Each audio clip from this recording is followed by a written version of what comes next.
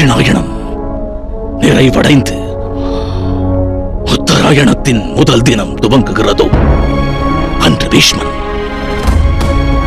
தன் தேகபாரம் விடுத்து விண்ணுலக பயணத்தை மேற்கொள்வான்.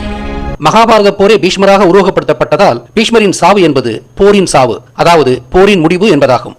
தட்சிணாயனம் முடிந்து உத்தராயணம் தொடங்கும் வேளையில் பீஷ்மர் இறக்கிறார்.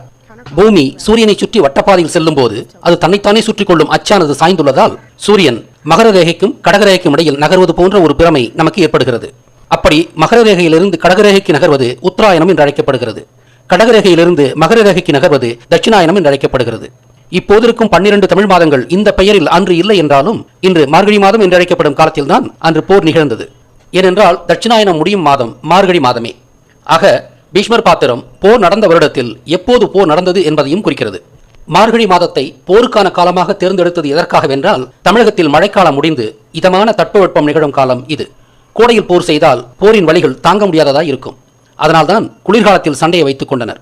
எனவே தட்சிணாயனம் முடிந்து உத்தராயணம் தொடங்கும் வேளையில் தான் உயிர் துறப்பேன் என்று பீஷ்மர் சொன்னது மகாபாரதம் உண்மையிலேயே மார்கழி மாதத்தில் தான் நடந்தது என்பது இந்த காரணத்தாலும் உறுதியாகிறது. மகாபாரத போர் முடிந்து 35 ஆண்டுகள் கிருஷ்ணன் வாழ்ந்தார்.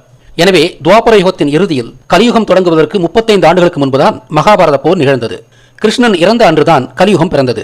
தனக்கு பிறகு சகுனி போன்ற யூத வியாபாரிகளிடமிருந்து தமிழர்களை யார் காக்கப் போகின்றனர் என்ற விசனத்திலேயே தனது இறப்புக்கு பிறகு யூதர்களால் இயக்கப்படும் கலியுகம் பிறக்கும் என்றார் கிருஷ்ணர். ஆக 5100 வருடங்களுக்கு முன்பு கலியுகம் தொடங்கியது.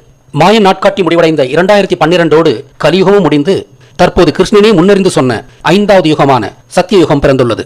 இது யூதர்களின் வீழ்ச்சி காலம்.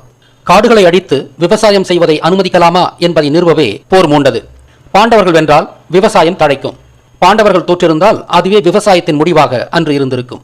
பாண்டவர்கள் வென்றது விவசாயம் விரிவடைவதற்கான பச்சை சமிக்ஞையாக கருதப்பட்டது.